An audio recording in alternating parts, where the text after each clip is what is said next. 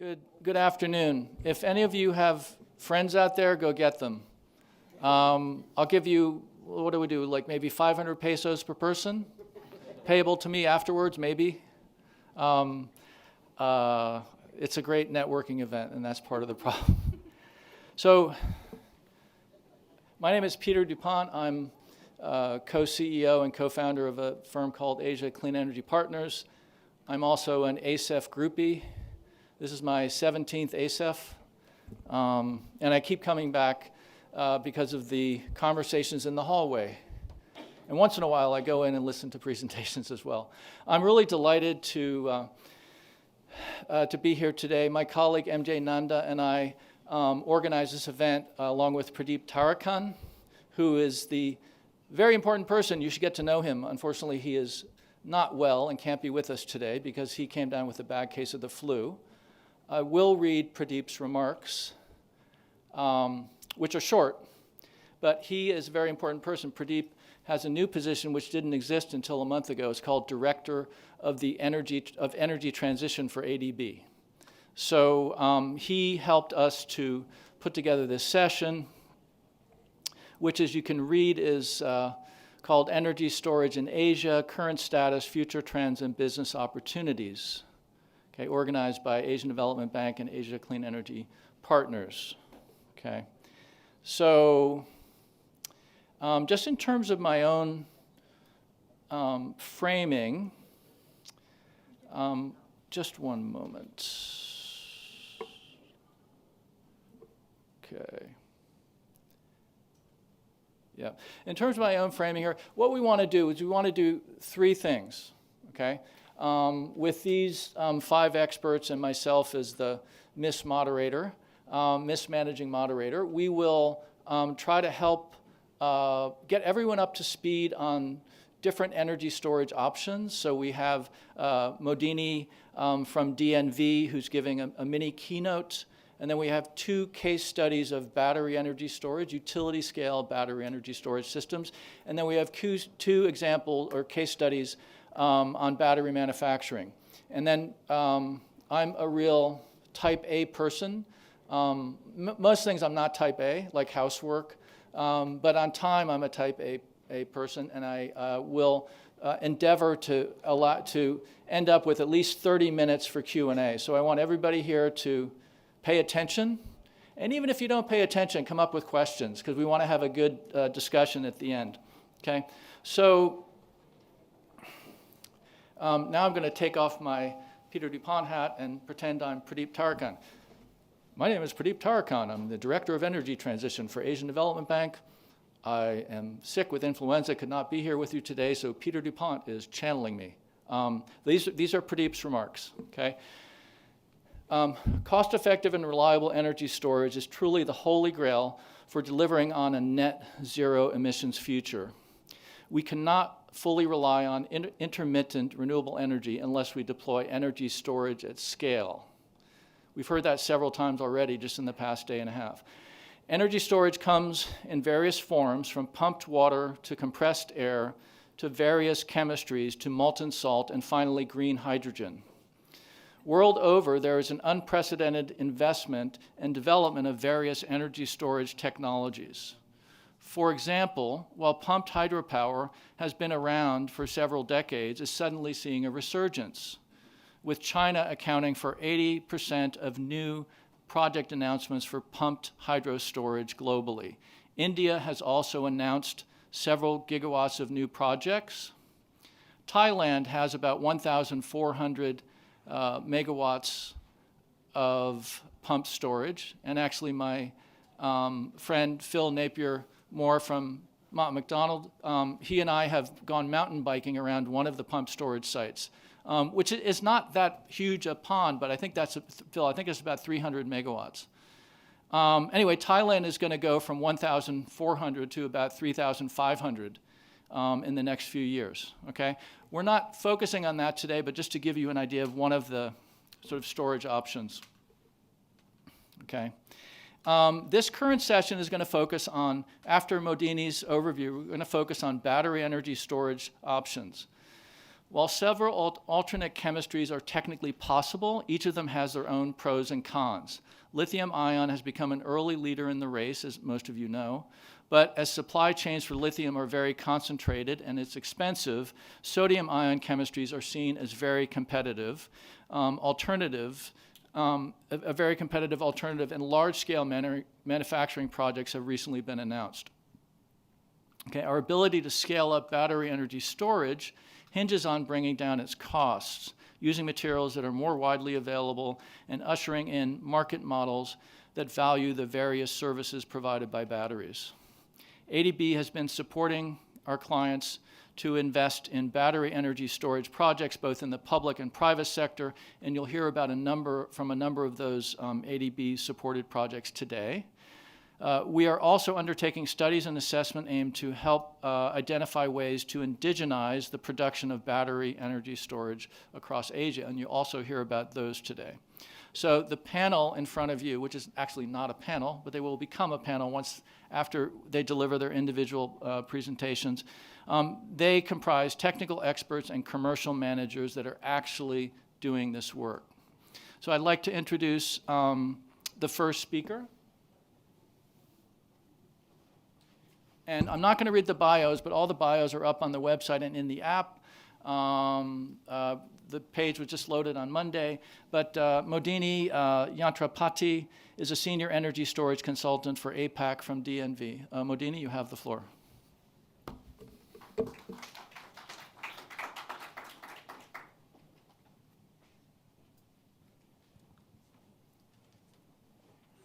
Thank you, everyone, and thanks, Peter. I know my time is ticking, so I'll stick to the time.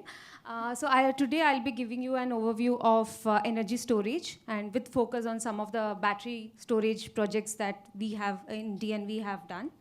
So yeah, I mean, we have heard a lot about energy transition, but what does it mean with respect to the grids? What does it mean with respect to the deployments in real is what, this slide is a very good overview.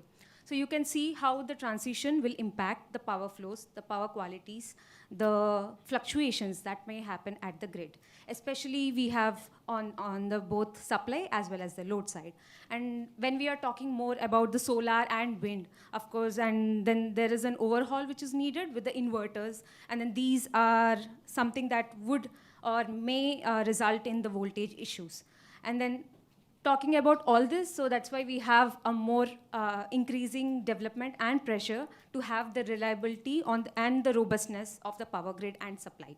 And this is where energy storage has a very key role and a cornerstone position in the whole journey of energy transition. Okay, so this is a graph from DNV's annual flagship report, which is called Energy Transition Outlook. And then you can see how the capacities would vary in the units of terawatt hour by 2050. And then if you can clearly see from the graph, the storage capacity on the utility scale, which is the grid connections, are going to be hitting a largest number, especially with the co-location of solar.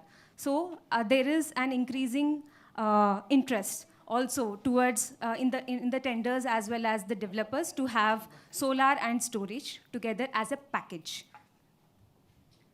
And this again emphasizes on the note that energy is essential for the inclusion of variable renewables in electricity. And then this is a graph which would show you a lot of flexibility options because we have many, many technologies out there. We will talk about that commercialization, about the scale and everything, but then you could see that depending upon the services that these energy storages can be used for, like ancillary markets, you have your voltage suppose, you have your contingency reserves, you have your spinning reserves and everything. So this is a graph which would give you over the time, and I'm talking from the very fast seconds to the years. So this is how there are multiple options out there, and then we'll be speaking about it. So this is one of my favorite slides, and then how energy storage would cater to different services. So you have your co-location services, as I spoke, and then you have on the customer services, that is after, at a customer, let's say I have a house, and then, I would need a backup power. So I can use different technologies for that. Yeah, I can go for traditionally diesel generators, or if I don't want those emissions, I can go for an energy storage, more probably a low-cost battery storage. And then also on the grid network side, so you have your congestion relief, you have your transmission deferral services that go on. And then I spoke about ancillary grid services, which are your voltage support, your frequency response, black start in some of the cases, and also capacity market participation and energy arbitrage. So yeah, I mean, these are the definite players in the whole value chain. And this is a slide which would show you a different types of energy storage technologies that are out there. So we have been hearing about electrical. Electrochemical is the most spoken, like the batteries, and then you have different chemistries in this batteries sector. And then we also have mechanical ones, like pumped hydro, where you would take the difference in the heights to have your water serving as your main carrier of electricity for the rest of the flow in the grid. And then you also have flywheel.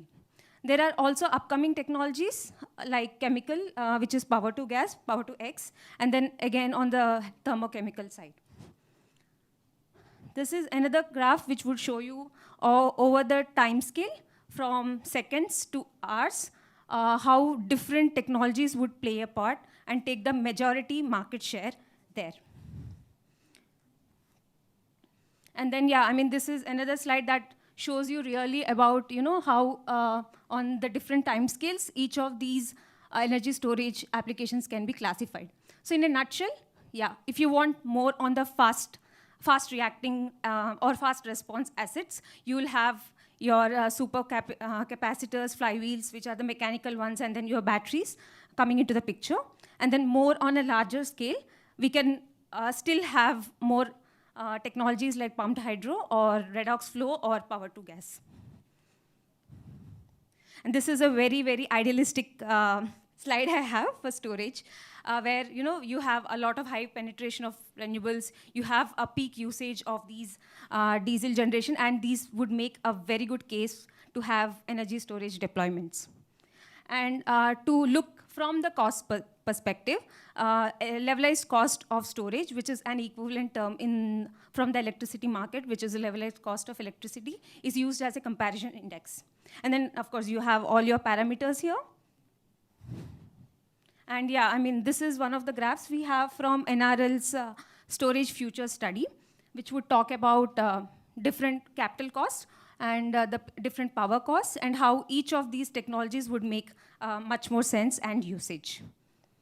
This is a graph from 2021, LCOS comparisons, if you look, and then you could see that most of the technologies, especially on the battery side, are hovering in the lower part of less than $0.5 US dollars per kilowatt hour.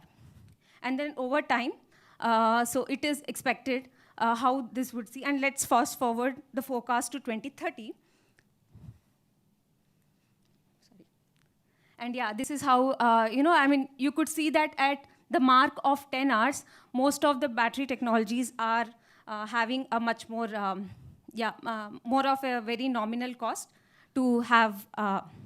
So that the sweet spot between the normal duration and LCOS is about 10 hours. Yeah, I have to really quickly jump up onto Asia context here. So this slide is super overloaded with a lot of information, especially from the China, from Australia, Japan, India, and South Korea. We have heard from the opening remarks about India's tenders that are going into the pumped hydro. And then from the Australia, of course, there are a lot of incentives that are coming up in the market about the rebates and the subsidies. From the mainland China, there is a fast tracking of renewables plus energy storage projects, which are more easily granted permissions, and then in the permitting process. And then we also have the similar kind of a push on the regulatory and the policy for the South Korea market. And then I'm covering now about the Southeast Asian regions, which is the ASEAN region. And then there was a phase, a plan of action and energy cooperation phase 2, which was from 2021 to 2025. And then it made a lot of commitments about the grid connection that needs to be done across the Asian countries. And then this actually has signaled that there is a lot of opportunities for ESS. And then we have more test cases from Malaysia, how the investment incentives we're looking at, and also the FITs for solar and wind for Vietnam, which were enabling more for ESS. And this is a market which we should really look forward to how the policies would enable the deployments of energy storage. And then, of course, we have Philippines, which is an island nation, and it also have very conducive projects and policies for microgrid applications. And I'll be talking about one of these case studies as we go. And this is some of the countries that we can see in the ASEAN region, Singapore, Thailand, and Taiwan. And and how the intermittent pricing, especially by EMA, Energy Market Authority in Singapore, has enabled best uptake. And DNV was proudly involved in the commissioning of this best project in Singapore. And then we also have certain very good examples from Thailand and Taiwan. This is a transmission deferral case. So basically, it means to relieve the grid congestion, and then also to defer your transmissions over the islandic portion provinces in Thailand, how the ESS has helped it out. And this is from Philippines, where as I spoke about the microgrid applications, how the combination of solar, batteries, and diesel for a 16 megawatt microgrid has helped. And these are the developments and trends. So of course, APAC is, has been maintaining its lead, building on the power capacity, especially on the gigawatt-hour basis. And it has been known that the representation is about 44% in the global additions by 2030. And China is leading in deployments, especially with reference to its permitting tracks that are happening. And we also, like I mentioned during the start of my presentation, how the co-located renewables, especially solar and storage, are seen more in the commonplace globally as well as in our region. And then one of the market or more of a business case to look at is about on the C&I customers, that is the customer-sited batteries, and also on the residential applications, especially in countries like Japan and Australia, where there is a lot of trends and uptake which is going on in this sector. And then we also heard from the opening remarks about the pumped hydro and some of the policies which are actually taking place, attracting more investments in Australia, India, and Thailand with their capacity additions. So finally, I would like to close this presentation saying that the ability of storage to provide firm capacity and time shifting is a primary cost driver for cost-effective deployments. So yeah, we have the question and answer session later. Sorry for hurrying up because I had a very limited time, but I'm happy to take any questions that you have for the presentation. Thank you. Thank you, Modini. That was great. I always feel smarter after I listen to DNV presentations. I learned so much. No, super overview is just what we had in mind when we contacted you. Really interesting to see the various cost of the different types of battery storage. We're going to focus again, for those of you who came late, on battery energy storage systems, but there's a session at ASEF on hydrogen. There's, as Modini said, there's a lot of pump storage as well, so there's many different options. So one of the things I introduce, this is, I always like to innovate when I'm moderating. I'm setting a market for time during this session. Each speaker has 10 minutes. They can buy or sell if they're over or under. Modini is 30 seconds under, so she has 30 seconds to sell to the next person who's over. The market price will be determined by the 5 participants, so it could be a real spike. It depends on, whether you're going short or going long. So anyway, the next speaker, so thank you very much, Modini. The next speaker is Lalit Wasan. He's the head of Department of Power System Control for Tata Power DDL, and he's going to talk about South Asia's first grid-scaled energy storage project, a case study of New Delhi. So thank you, Lalit, and we look forward to hearing from you.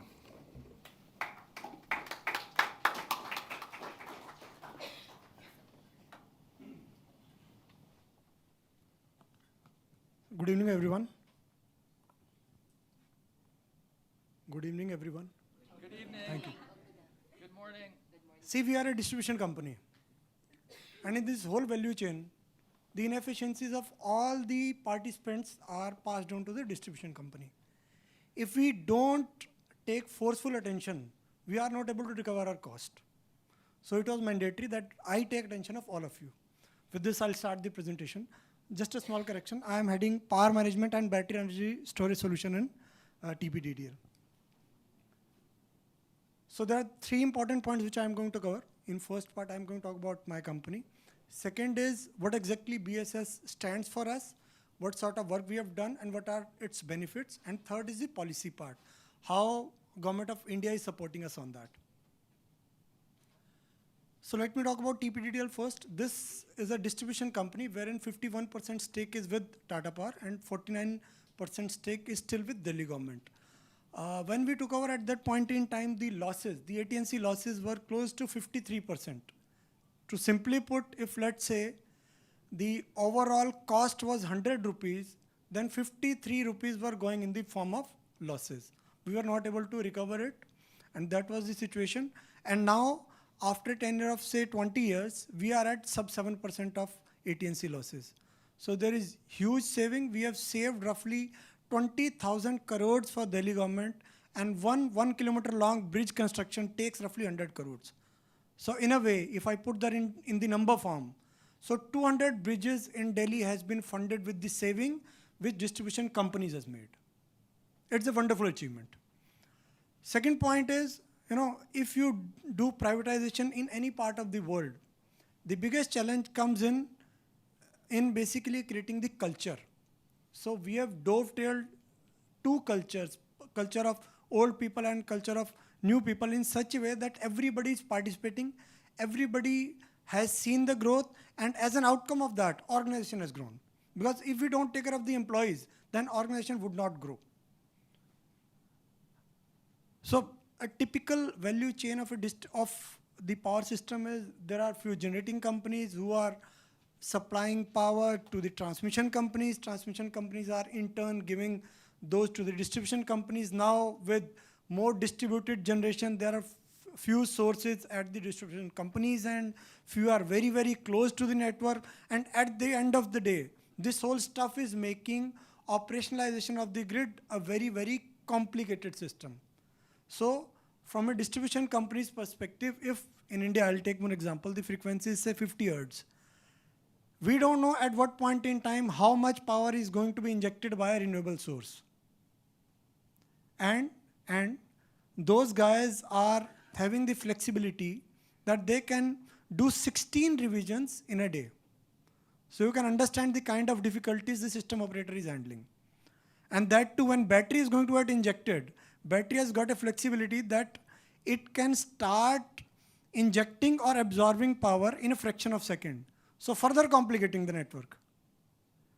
Now, if you look at the overall network, every regulator is going to talk about quality. That quality of power is required to be maintained. So in power system, quality means a voltage band. That within this band, power is required to be given to the customers. And if you suddenly inject some power or suddenly one plant goes out, there would be dips. In Delhi, we have multiple CNG operated pumps. I am giving 2-3 practical examples so that the case of BSS can be explained in a different way. We have few CNG operated pumps, and those pumps operate within a voltage band of from 220 to 240 volts, right? If there is a spike, then those machines would trip. And those guys would come to you that due to over voltage, I am suffering. You need to be penalized by the regulator. And this is happening due to no fault of me. It is happening due to the changes being made by the these so-called renewable power players, right? So these are the challenges. Now, you must have read in 1 or 2 newspapers, 3-4 days back, there was an article that biggest EV penetration in India is happening in Delhi, particularly in Delhi. There are maximum number of charging stations. I don't know when somebody is going to wake up and is going to a particular charging unit and is going to start charging. I cannot predict it. There are 2-3 mega trends or bigger trends through which we can understand that during night time at say 11 p.m. this charging would happen. During say at 11:30 in the morning, some charging would happen for commercial vehicles who would take 1 or 2 runs and would go to the charging stations. And in the evening, when they have covered the afternoon part, some charging would happen. But is it going to do the valley filling of the load, or it is going to further complicate the network is yet to be seen, is yet to be checked. Because number is very less, but the growth potential is huge. I'll skip this. So coming to the real topic of discussion, why we need BESS in a India kind of environment. You know, with more and more solar, the complexity in the network is growing.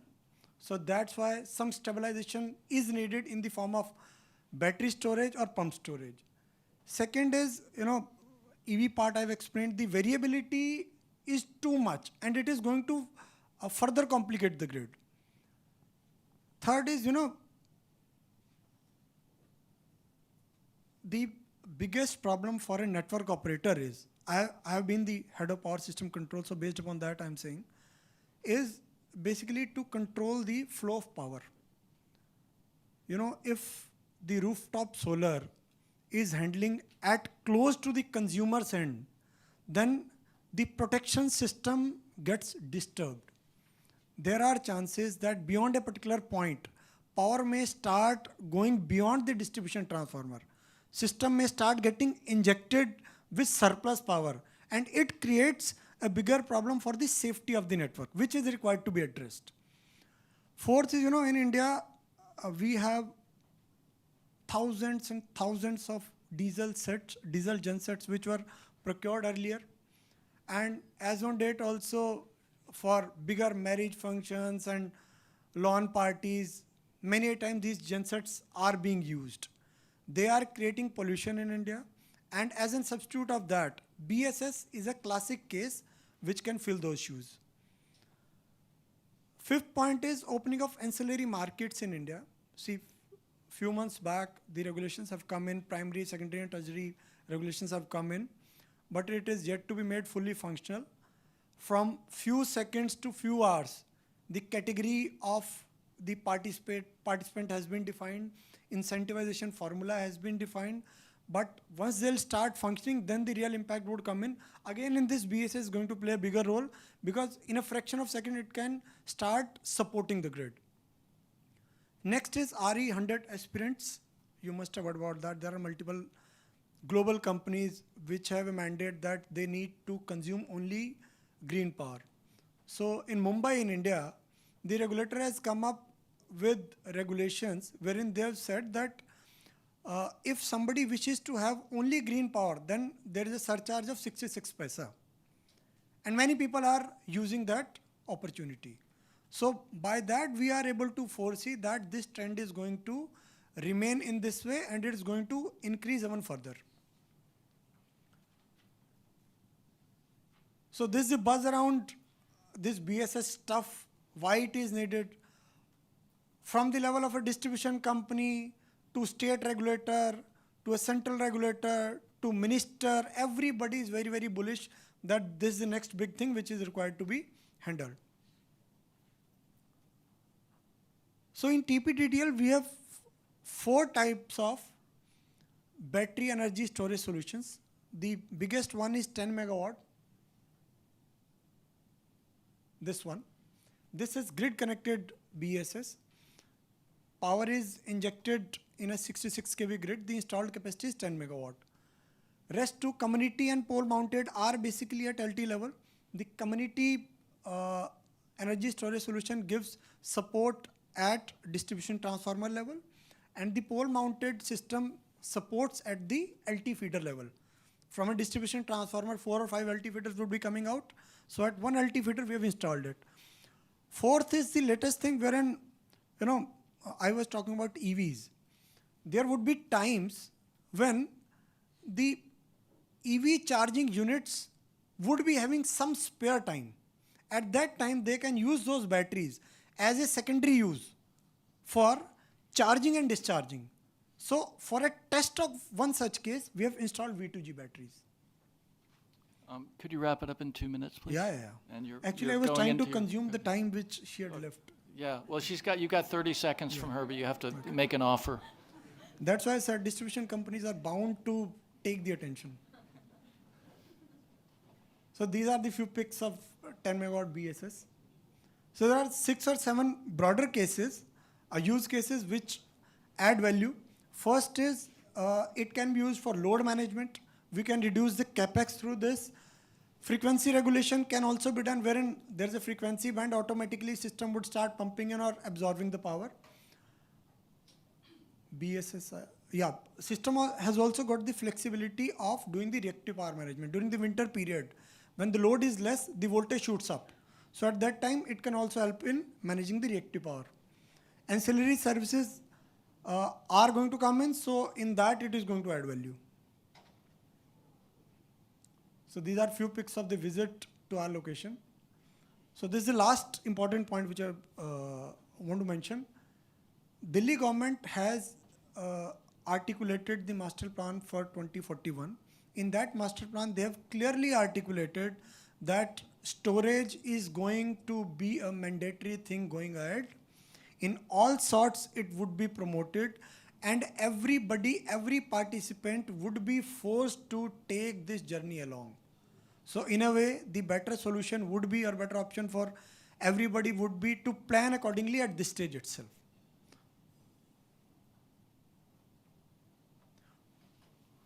Thank you. Thank you very much. Thank you. Thank you, Lalit. So I just had a brainstorm way to deal with this. You're 2 minutes and 20 seconds over, so Modini has 30 seconds to sell. We'll just get together, have a beer afterwards, and sort it out, and we'll let you know. And you can join us if you want. But then, no, that was fantastic. I have some follow-up questions because you didn't really have enough time to get into the operationally and how you plan to scale this up. But I'll do that in the first round of questioning. So moving on, another case study. This one is from a bit far away from New Delhi and sort of far from here. Wonderful spot. I had the privilege of going mountain biking in this country last year in Mongolia. It's a wonderful country. We're going to hear from Ulzi Bayar Zandan. He's the head of dispatching department of Ulaanbaatar branch of the National Power Transmission Grid state-owned stock company. And his presentation, again, this is an ADB-supported project. The presentation is entitled Designing a Grid-Connected Battery Energy Storage System, Case Study of Mongolia. That's the full title. That's the short title. So, Mr. Zandan, you have the floor, and you have 10 minutes.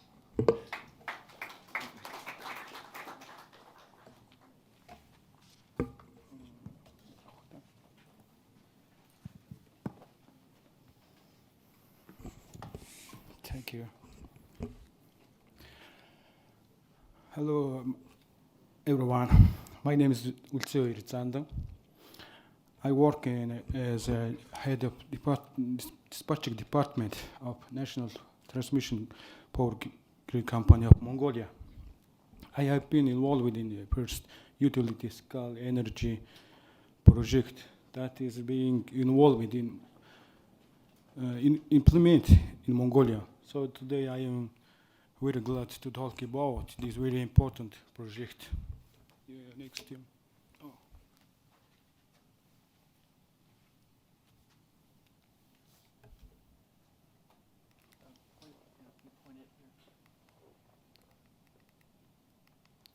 Yes. Firstly, by implementing this project, we are aiming to install it and begin the operation of battery energy storage system. This will be the first time that Mongolia will be installing the battery operation battery energy storage system. So it is very landmark project to Mongolian energy system. Going to the detailed information, the project, the battery energy storage system. In short, this will be installed power 80 megawatt and capacity 200 megawatt hours. One of the main benefits of the project is to increase the electricity supply in the Mongolian energy system. Precisely, it will increase the electricity supply in the central energy system grid. This central energy system grid covers the major load demand centers, including Ulaanbaatar, the capital of Mongolia. So this grid system accounts for the majority of Mongolians' electricity demand all year round. And the demand is still increasing. So it is important that we are increasing the electricity supply. Also in the past years, in government of Mongolia has been taking many steps to increasing renewable and clean energy source. By implementing this project, clean energy source will also increase. So this is also one of the benefits of the project. As for the funding, the project is mainly financed by Asian Development Bank loan. As we can see, this government of Mongolia in high-level technology fund, so also provided some of the funds below us the cost components so far.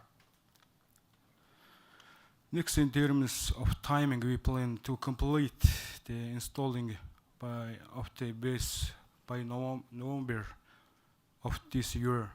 Yes. The system will be installed in Songnarkhan district of Ulaanbaatar city. That's it.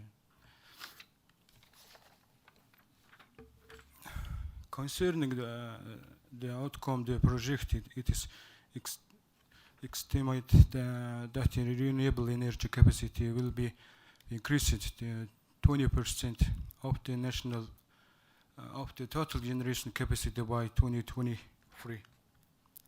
Moreover, the base will supply 58 gigawatt hours of clean energy and support the integration of the additional 809 gigawatt hours of renewable electricity into the central energy system grid annually.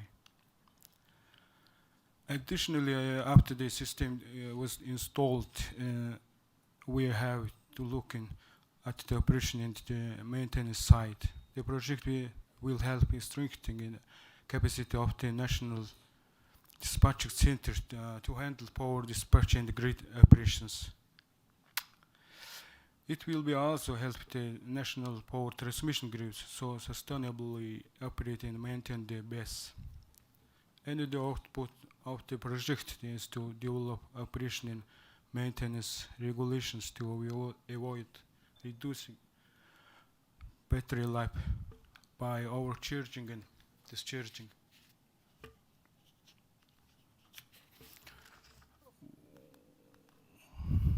Now I want to briefly talk about the current implementation status of project. The project began when the project management unit was created in July 2020. After the unit was created, the selection of the contractor was organized. After 1 year, in July in 2021, we selected in the RWA Technology International and used German consulting company for this project. In 2022, we entered into contracts with ZTT and ZEST, Chinese consortium and contractor for the construction work. In August of 2022, a kick-off meeting was organized between the relevant parties. Soon in September, the design work started. Finally, 2 months ago in April, the construction work of the storage system has begun. we are planning and finalizing construction of work in the coming November. So this is the progress that we have made up until now. Here we can see the project organization structure. The Ministry of Energy, the exciting agency, while the National Power Transmission Grid is the implementing agency. The project steering committee consisting of all the organization here shown on the slide.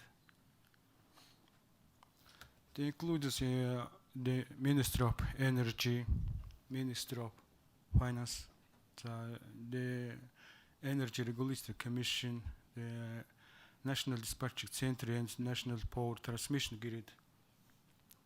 The project management unit is responsible for the managing, the supervising in the project implementation. The project can really have meaningful outcomes in different levels. For the grid system, it will be helpful in increasing the generation capacity. On the social side, it is beneficial for the household consumers and business in urban areas powered by the central energy system grid. For the environment, the project is one of the ways that renewable energy absorption will be increased. Here we can see general structure of facility. This will be connected to the 110 kV busbar of the Songi substation through 110 kV overhead line. Next is the detailed information of battery storage. Also, the single line diagram is shown here. Lastly, we can see detailed information of the producing of the battery energy storage system. To conclude, the best project is very beneficial landmark project to Mongolian energy system. So we hope in successfully finish the implementation and look upon this experience to implement other clean and renewable energy projects. Thank you very much. Thank you, Edwin.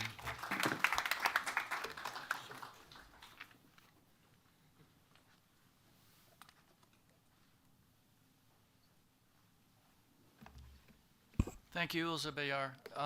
So just to recap, a very interesting project. It's $115 million, $100 million loan from ADB, $13 million from the government of Mongolia, and or $12 million from the government of Mongolia, and $3 million from something that was set up, actually announced a few ASIFs ago, called a high-level technology fund from ADB. So it's good to see projects like that yielding results. So we now have 2 sellers and 1 buyer in the post-forum, post-session beer.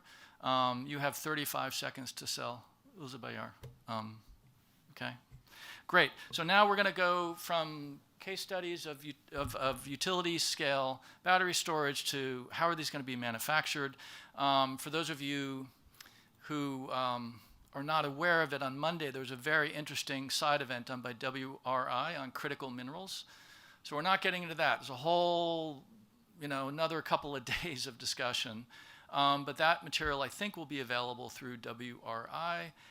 It's listed on the website. If you go to the agenda, you pull down, you can see the full agenda, and you can see the side events and get the contacts for that. We're going into manufacturing. I have the pleasure of introducing John Canto, who's a managing partner of McKinsey & Company in the Philippines. John is going to talk about the manufacturing of batteries in ASEAN and McKinsey's view on this. And thank you very much for coming, John.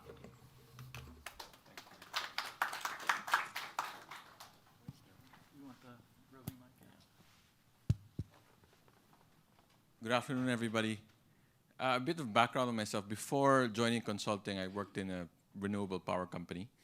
and now I consult for power companies, so I've seen both sides of it. And actually, after this, and I need to leave at 5:30 sharp, but going to see my power client to talk about, guess what, right? Storage, EVs, and the implications of that. So I think very much in line with what this room is discussing. These are topics that are relevant for the private sector in general. Now, on our perspective here, right? I think there's a lot going on. The growth in battery manufacturing is robust in our perspective, and there's a lot of change in terms of the landscape, right? There's new players, there's the value chain shifting, and then there's the new technologies being introduced. As we know, countries are committing to net zero targets, and ASEAN is the same, right? So we have a list of countries here saying net zero by 2050. Indonesia maybe a bit longer, Thailand maybe a bit longer, Philippines is a open question at this stage, but in the same direction. Now, these commitments will lead to significant value pools on sustainability, as you see on the right-hand side here, half of which into two main themes. One is low carbon mobility, which is vehicle electrification, charging infrastructure, and the like. And the second one is clean power, right? So renewables, energy storage, microgrids, as we were saying earlier, which could be worth $100 billion by 2030. Now, our projection of this is lithium-ion battery demand, right? 30% growth over the next 5 to 7 years. 90% of this will be due to low carbon mobility, vehicle electrification, in our perspective. And about 40% of this growth will come from China. China is the leader today. They will continue to be the leader, but Europe and the US, largely because of regulation and incentives, will pick up demand, right? So rest of world, the fastest growing. That's where ASEAN is part of. ASEAN, if you want a broad number, is going to be, in our perspective, about 1% of this battery demand by 2030. So about 50 gigawatt hours of the 4,700 on the right. Now, the growth is quite comprehensive when you look at the value chain, right? So if you look at 2020 today, $85 billion globally. By 2030, this will be 1,200 or 1.2 trillion, about 15x, right? And you can see this across the different elements of the value chain. Largest, of course, cell production and battery packaging. In other countries, some countries in this region will participate, of course, in production, announced gigafactories and the like.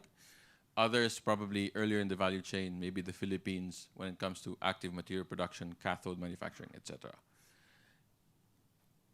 Now, I talked about demand, moving now to supply. Right, so as expected, supply is also expected to grow roughly 30% per year. And the big trend here is about localization of capacity, right? So if you look at it on the left-hand side here, 2020, this is dominated by China. The fastest growing regions will be the US and Europe. And at the end of the day, by 2030, so a few key messages. Number one is China will continue to be in oversupply. Europe and the US probably supply roughly equaling demand, maybe slightly under.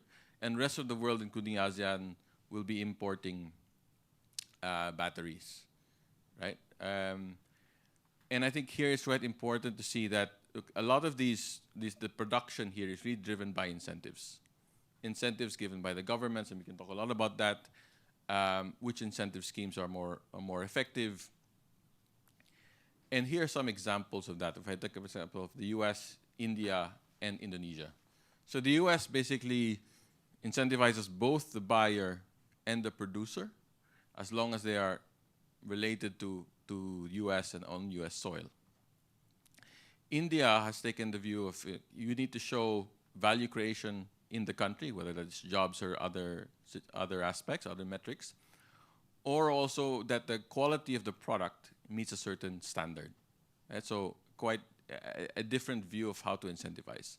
Indonesia is taking a very strong view to say, I'm going to limit exports of the products, of the resources, nickel in particular. So that automatically links to now downstream investments for them in processing, and also creates government entities that participate in this value chain. Now, for Southeast Asia in particular, the left-hand side here is a demand view, and the right-hand side is a supply view. So the demand view, if I take now, this is a mix of announcements, consumer demand, our estimates, you will see it's quite different by country, right? Countries like Indonesia and Thailand, the demand will largely come from electric vehicles. Thailand, as you may know, has said 30% of manufacturing locally will be EVs by 2030. Very strong and clear directive there. While other countries like Vietnam and Malaysia, the demand will come more from BESS. Right? The Philippines, of course, is again an open question of what happens here. Now, as we know, Philippines and Indonesia collectively represent about half of the mineral production for nickel, right? And there's discussions today around what's the best use of that, how much needs to be exported like it is today in the Philippines versus how much can be processed and done downstream in the country. And as you can see, for our forecast for manufacturing, about 125 gigawatt hours by 2030 will be roughly 2 to 3%, based on announcements as well, 2 to 3% of global capacity by 2030, right? So if ASEAN, 1% of demand, 2 to 3% of capacity, right? So we should punch above our weight, but there's still a long way to go. A lot of this is driven by, we shall talk about in a minute, incentives and what we do, how to shape demand, both demand and the supply side.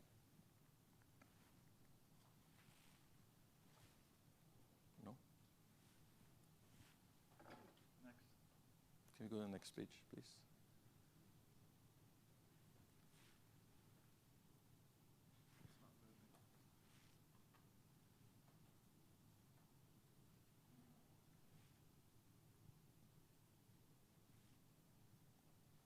Okay, so I only have 2 more pages, and okay. We're going to give you a minute back. Okay. Okay? Okay.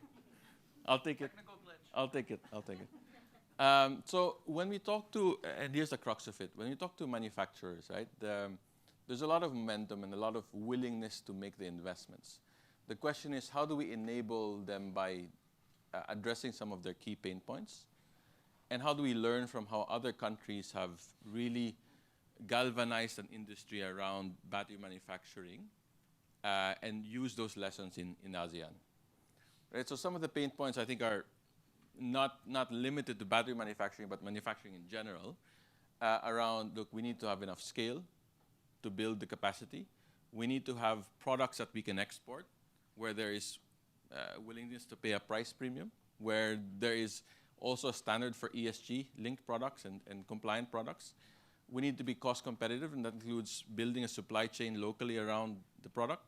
We need to have local infrastructure, and we need to have local talent, right? Problems that are we live through day in and day out in Southeast Asia. And of course, we need policy, the right policy. So if I look at some of the countries that have done this well, battery manufacturing, China, Korea, a few lessons. The first one is the role of government, right? The role of government to really say, we're going to go all in. We're going to put together a coalition between the private and public sector, and we're going to say, what do we need to get this done? What do we need from investment perspective? What do we need from infrastructure, talent, etc.? And we're going to make it happen. We're going to align everybody, and there's just a certain clear direction.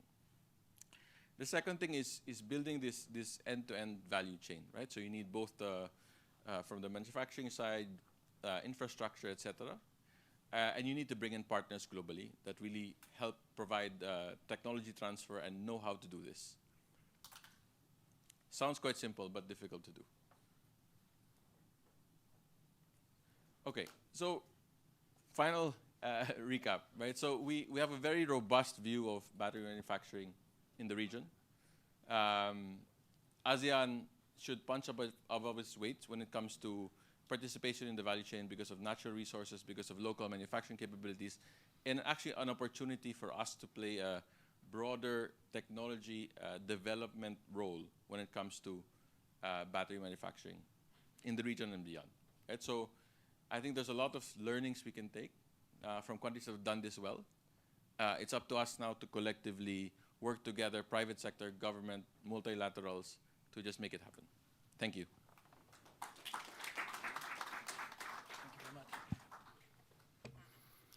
That was excellent. I really sort of want to get into some of the reasons why ASEAN share of 1% of demand is so low, and I'm sure the amount of its electricity demand or even renewables is higher than that globally, but we'll get into that during the Q&A.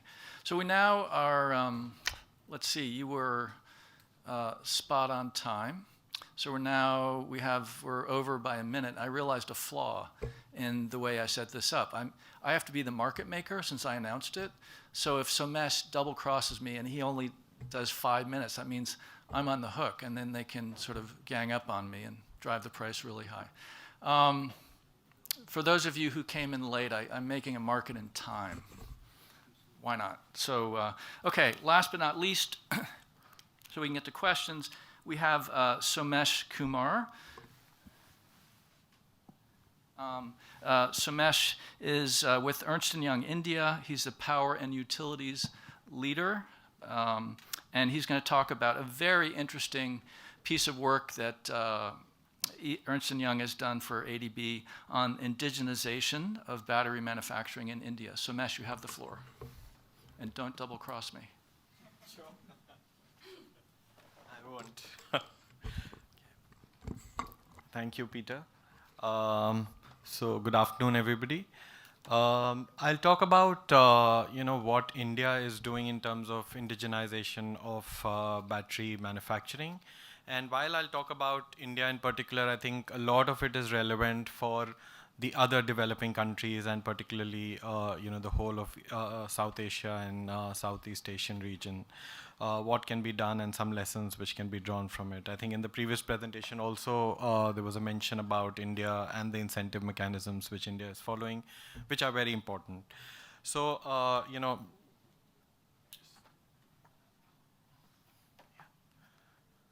yeah, just to give you a broad snapshot, there are two aspects. One is grid scale battery storage, and then the other is the battery manufacturing. So that, we should not confuse between the two. One is the development of battery storage part, the other is the manufacturing part. So if we look at what India is doing in terms of grid scale battery storage investment, both under bidding or even permitting in construction projects, then there is an investment pipeline of about 7.3 billion USD, and where two states notably in India are leading, Rajasthan and Gujarat.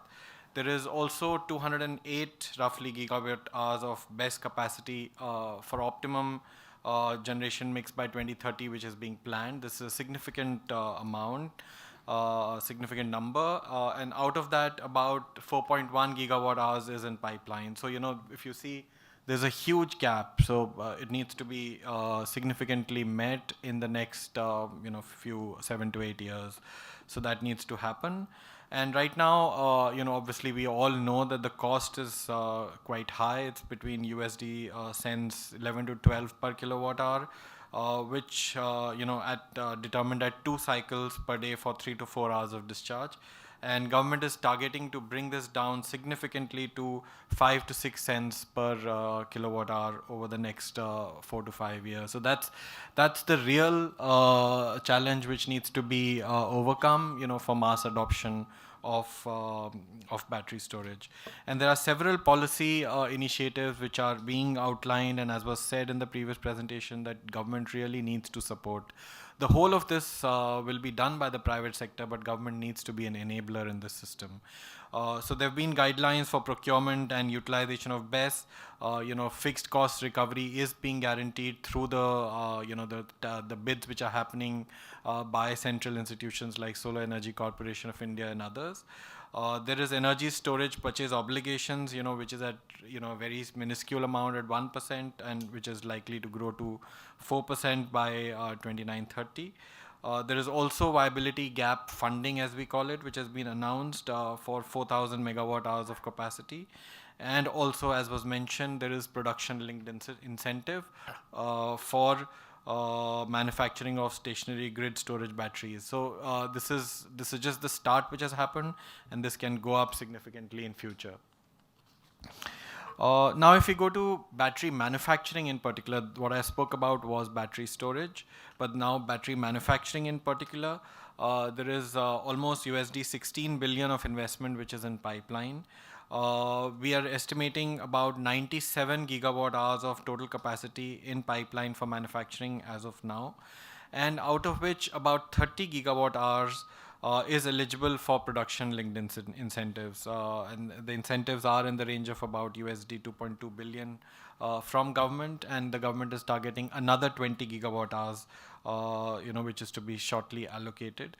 As is again mentioned, the majority of this demand is coming from the low carbon mobility or e-mobility applications, electric vehicles, etc. So that is the biggest segment which is requiring the investments in battery storage, the intermittency of it. And also, if you look at the structuring of PLI for grid storage battery manufacturing, there are several battery chemistries being used, but lithium ion is the front runner, as we've been talking about. The others are also coming, lithium ion phosphate, sodium ion, etc. are coming up, but as of now, lithium ion in India is the one which is the front runner. This is just a very busy technical slide, which I'll just describe in a minute. So, if you look at the value chain of lithium-ion battery manufacturing, it starts at mining. The reason why this is important, this slide, is I'll come to it in a minute. So we look at extraction of raw materials, like lithium, cobalt, nickel, etc., and graphite. Then there is chemical processing of lithium-ion batteries, conversion of raw materials into components. Then active material production, electrode materials, etc. And then there is cell production, integration of electrodes, electrolytes, and separators into a cell unit. And then there is recycling. Recycling is not yet started. We've not even reached that stage. We are in the stages of manufacturing, so we've not encountered a situation where we need to go to the end of useful life as of now. But the reason why I highlighted this slide is that you need to mine, you need raw materials. The whole idea or the whole concept of battery manufacturing depends on the availability of critical minerals or raw material. As Peter said, there was a session done on critical minerals also. So that's the key to it. Where do you source the raw materials like lithium, cobalt, nickel, etc. from? So for India or any other country to indigenize, it needs to have a grip on these critical minerals for battery manufacturing. Again, there are certain components needed, cathode, anode, etc., and then, electrolyte and separator. And these go into lithium-ion cell manufacturing, which then, goes into vehicle applications or grid-scale storage applications, etc. So I'll just skip this in the interest of time. If we look at the demand outlook for critical minerals required in India to manufacture, about 100 gigawatt hours of lithium-ion batteries per annum by 2030, the scale is huge. It's humongous. So what we're talking about is, almost 193,000 tons per annum of cathode active material. We're talking about 98,000 tons per annum of anode active material. And these are huge amounts. There is no frame of reference, but, I can say that these are huge in numbers. 91,000 tons of, aluminium, 41,000 tons of copper, etc., etc. So, significant critical minerals are required for this. Skip this. So, just in the interest of time, coming to what India is doing to source these critical minerals, there are two aspects to it. One is bringing the cost down to make it more affordable, and the second is to source critical minerals. That is the only way in which battery manufacturing can happen in India or in any other country.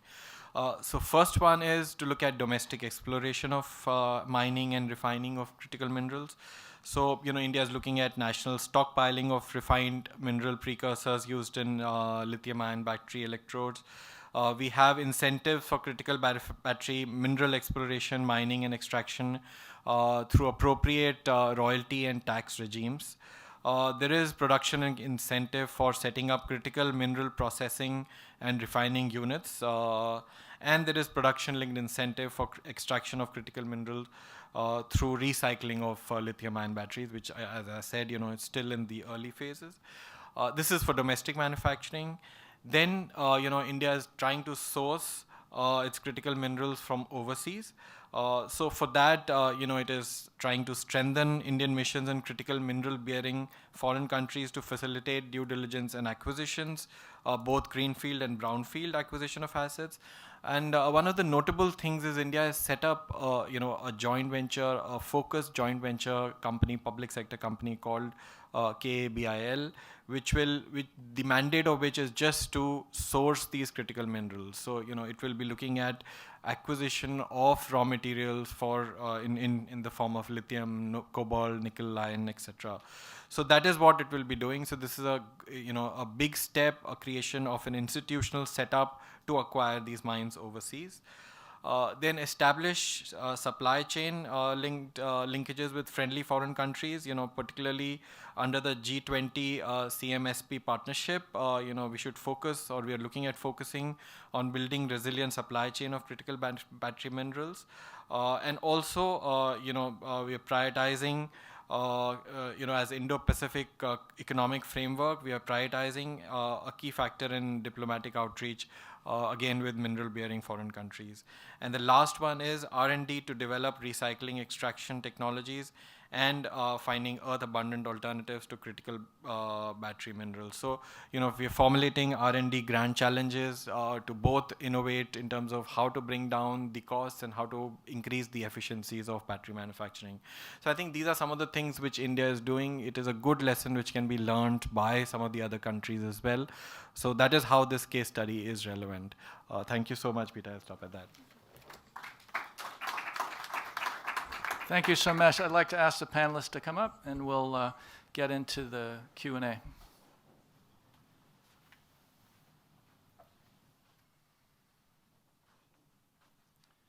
By the way, you can ask questions through the app, but can I take the first seat here? John, if you don't mind. I prefer in-person questions, like we're together, so we might as well ask a question in person rather than through the app. If you're shy, you can ask it through the app.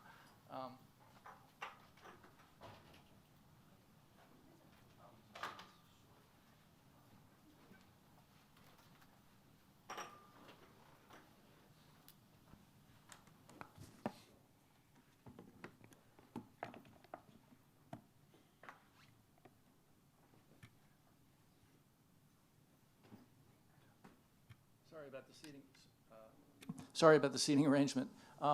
Okay, so I have some questions, but I actually want to hear your questions. We designed this, we aim for half an hour of Q&A. Right now we have about 20 minutes. John has to leave at 5:30, but we can go over if there are questions. So the floor is open. Do we have someone running a mic? We have the mic there, right? A mic runner? Oh, the mic is in front of me. I should be running mic. Sorry about that. Okay, Alamgir, did you want to? Gentleman here, and then just raise your hand and we'll go around. If you could make the questions fairly concise, like Yes. if you want to share something like a minute max, or otherwise if it's 30 just a seconds. question, 30 seconds. Thank you, Peter. My question is to Ramesh because he has been working in the Bangladesh market. So storage, it's quite eye-opening for me because we see a lot of development has happened on the storage side. But in Bangladesh, on the renewable, when we add storage, it becomes expensive and less cost-effective. What's your take on that?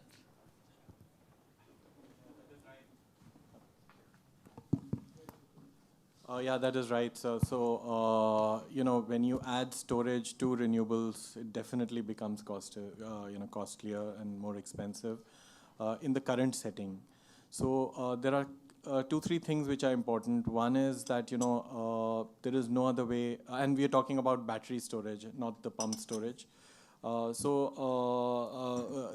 no other way to manage intermittency of renewables. Renewables is an infirm source of power, we know. So how do we manage that? And particularly, that's on the supply side, but on the demand side as well, with more and more electric vehicles coming in, the intermittency or the uncertainty of the grid will increase. It will not go down, so it will only increase over a period of time. So we need to inject storage. Now the question is, do we start taking those steps now, when the cost is on a downward trend but still quite high, or do we wait for a time to come when the cost has really come down, like solar, that was very high at a point in time, but then it ultimately came down. So the question which each country is probably answering for itself is that, is it the right time to invest at a mass scale or not? So each country, I think, is in different stages of making those investments. I think Bangladesh also needs to probably do that, depending on what is the level of intermittency of the grid right now, how certain it is, both in terms of supply from renewable sources and demand in terms of, electric vehicles, etc. So, so having worked there, I think we can take some steps right now, but, it can still be some time away when we have mass scale adoption of storage in Bangladesh. That's my take on it, sir. Thank you. Great. And the gentleman who asked that question is Alamgir. He's the CEO of IDCAL. I don't believe you introduced yourself, but the part of that is when you get up, I gave you only 30 seconds, but no, part of it is connecting, so please introduce yourself. And I'm sure there are lots of questions. I have a ton, but I want to put it out to you. Questions? Yes. Okay, in the back, and then the gentleman here. Hi, my name is Deepak. I'm from the World Resources Institute. My question is to Mr. Lalit. So is there a standard regulatory framework, now that battery storage projects at the distribution level, if we want them to be mainstreamed and regulators need to approve it for it to go into your accounts, what all use cases would you have to document and take it to them? Because, at different based on that, the economics of the project can also change, thereby, affecting your ARR. Yeah, Deepak, there are 2 questions which you have raised. First is the regulatory support. MOP has come out with the guidelines in October 2022, wherein they have mentioned that roughly 0.5% of your total demand should be met through storage solutions. And every year 0.5% would be added. So in a way, by 2030, every distribution company is supposed to have 4.5% of total installed capacity for BESS, for storage solutions, be it battery or pumped. Second question is related to regulatory approvals. It is a challenging question. There is only one issue which, regulators are not able to get convinced with. That is the, I'll say capacity markets are already there. Secondary ancillary markets or balancing markets are yet to come in India. In balancing markets, rates touch up to 30 rupees or 40 rupees. As on date, because that is not there. So overall cost benefit is not coming out. But viability gap funding is being seen as a solution. And second, because Government of India has clearly come out with the guidelines. So in a way, it is putting pressure on the state regulators to approve all new assets. So that's the point. Great. And Deepak, right? Are you a good person to talk to about the critical minerals deep dive? Yeah, so if you want to know about that, you can look up Deepak. You can pay me a referral fee. It's okay. It's all about money. It's all about the money. Just kidding. Okay, so more questions. Yeah, sorry, we have the gentleman here and then the gentleman here. Hi, I'm Charles Suchat Haigao, Energy Advisor from GSAT. And my question is for John regarding your mention about the adoption of the EV and battery in Southeast Asia, particularly in Thailand. What do you see the major challenge faced by Thailand and other countries in Southeast Asia in terms of the adoption of the EV and also the develop the domestic battery market? Thank you. So I think the challenges are similar across ASEAN, right? So to succeed, you need to stimulate both the demand side and the supply side. On the demand side, there's a matter of cost today, right? Which is you're comparing or competing against China, which is building 10 gigawatt factories. Thailand is, I think, is 1 gigawatt today. And so how do you then compete on that scale, right, from a consumer's perspective? The second one is now from a supply side is you need to be able to, we're talking about minerals, but build the entire supply chain locally, where you have equipment suppliers, you have the infrastructure, you incentivize manufacturing in a way that can compete, right? And there's an idea, right, that maybe across ASEAN there can be a regional integrated manufacturing capability, which is of course an even more difficult thing to actualize, but could be more competitive given the scale. So maybe some initial thoughts, but hope that was helpful. Great. Okay. I'm going to just add one in before we go to you, sir. So I do want to ask just follow-up question because I told you I would ask this, and with my ADB hat on, given the situation you described, lots of opportunity, lots of growth. ASEAN is sort of underperforming. Looking at the markets, what do you think would be a good role for ADB to play? How could ADB help in developing the battery markets in the region, whether it be, Pan-Asia or focusing on Southeast Asia or South Asia or Central Asia? Yeah, and I've had the opportunity of working with EDB in different capacities. So I think, in my view, there's three parts to that. The first one is really about galvanizing private sector support, financial sector support for manufacturing, right? So that could be in the form of grants, it could be loans and other funding sources. The second one is about really advising on policy, improving policy to improve ease of doing business, which is a problem, policy to attract investment, policy to encourage collaboration between private sector. And the third one is very simply facilitating discussions like this that we have at ASEF, putting stakeholders together where we can find ways to collaborate, right? Because this is a big cross-functional, cross-region problem that we need to tackle together. Great. Thank you very much. Very concise answer. Sir? Mr. Dungay of Green Energy. I just want to respond to Somi's Kumar about the cost of battery with time, no? Now, based on the demand and supply situation, we understand that lithium could hardly be found anywhere on this earth. But silicon, it's abundant. So we cannot compare the battery to the solar panels, because anywhere you can fabricate solar panels.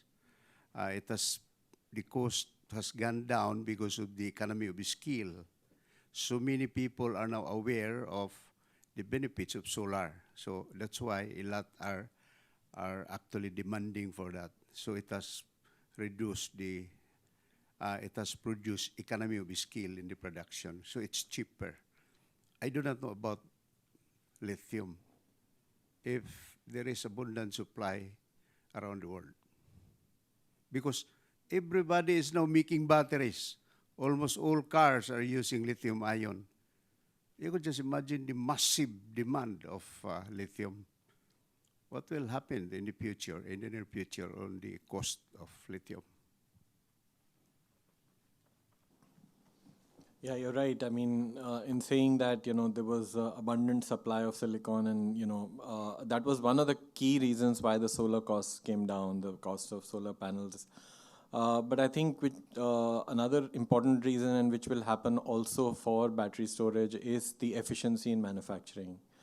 So I think the efficiency in manufacturing will slowly go up. There will be technological innovations, and we are quite optimistic about it, which will bring the cost down. So if you ask our take, it may not go down as much as it came down for solar panels. It was a huge reduction, but still the battery cost will come down over a period of time. I think China is already reaching a stage where it has done some innovations where the cost will come down.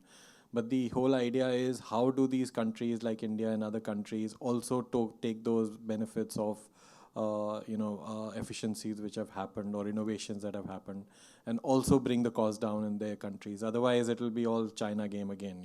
They will dominate everywhere.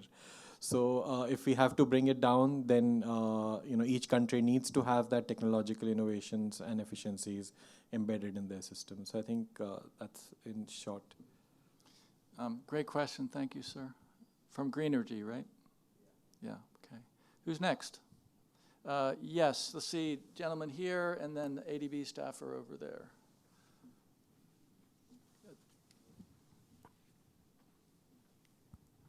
I also had a question for... Could you introduce yourself, please? Sure, sorry. So I'm Siddharth. I'm from the International Institute for Sustainable Development, or ISD. So I had a question for Mr. Somesh as well. Sorry.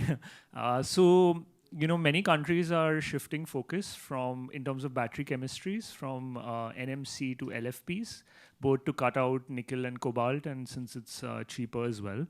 I think so far India has adopted a pretty technology agnostic approach where it's pushing different chemistries. But just in your assessment, like from a critical mineral perspective, would it make sense for India to focus more on a specific chemistry like LFP moving forward? Yeah, you're absolutely right that, right now, as I had also said, that the focus remains on lithium ion. But LFP definitely is promising. I don't think so much has happened as should have been done till now on that, both in terms of research, innovation, etc. But I think going forward, if that can happen, that will be great. And I mean, India is not, however much we may want it, India has not been the front runner in R&D. So, I suspect very much whether India will take that role of, taking ahead LFP in a big manner. But, if that innovation was to happen somewhere, then India could also probably adopt that. Yeah, and if I could just ask John to also weigh in on this issue of sort of, alternative battery chemistries from your McKinsey's perspective. Yeah, I think probably today, I mean, the landscape is shifting as we speak, right, in terms of trying different technologies and all of that.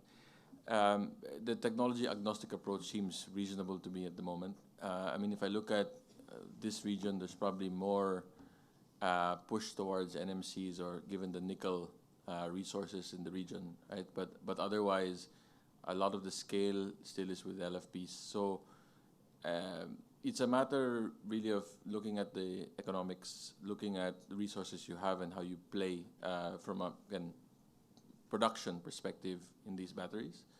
And we just need to keep up to date and see when as we're talking about, prices change, availability changes, preferences change. So as the technology evolves, we'll just continue to keep updated.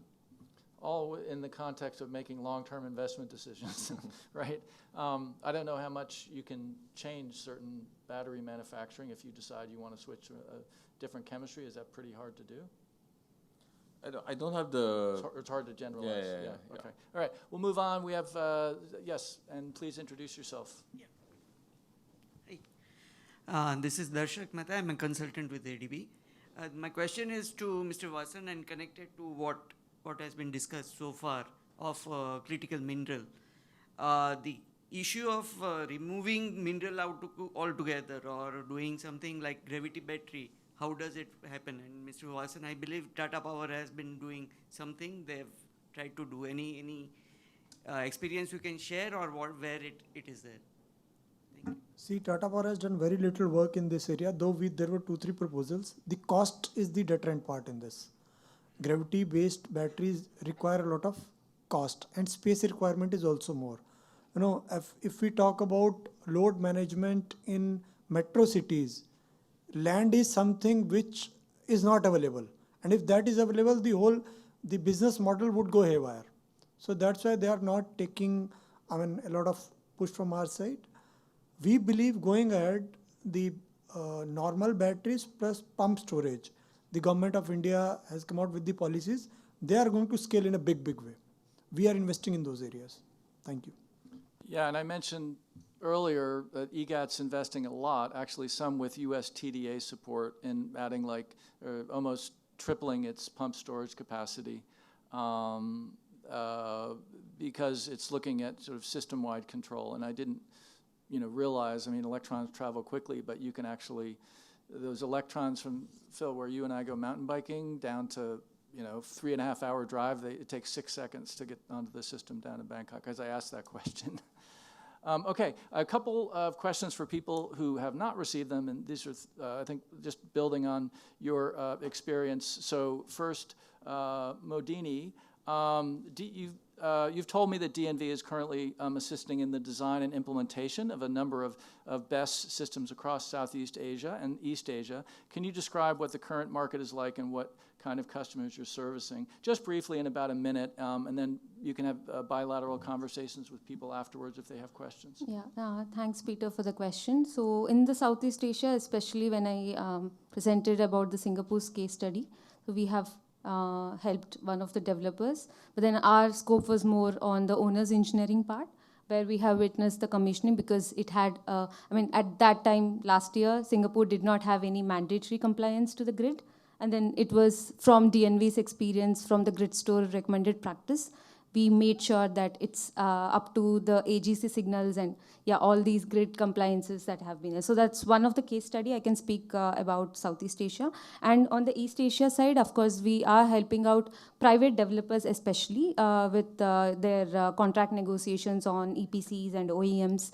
And also some of them are actually looking out for a business case in, let's say we want to have certain megawatt hour scale of batteries, and then how is this making a positional case for in their boardrooms as well as in the market, if they are able to combine it along with renewables, solar or wind, or as a standalone power asset. So this is how we have, DNV has been helping a lot of private developers. Thank you. And last question for Mr. Zandan. What do you expect to be the primary benefits of this? So you've actually done this project.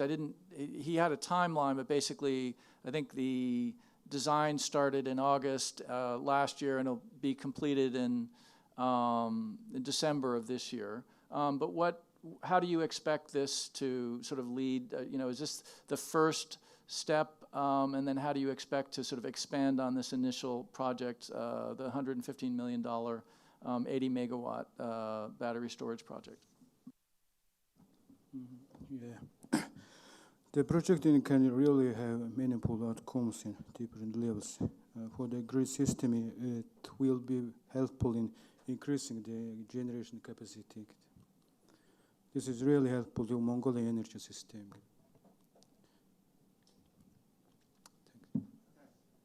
Thank you very much. And I was actually not completely surprised, but he noted that there's a lot of coal in Mongolia, and there's been a lot of wind built recently in the past 5 years. It's 20% now. Renewables expected to be 30%. So it's a very good exemplary first step.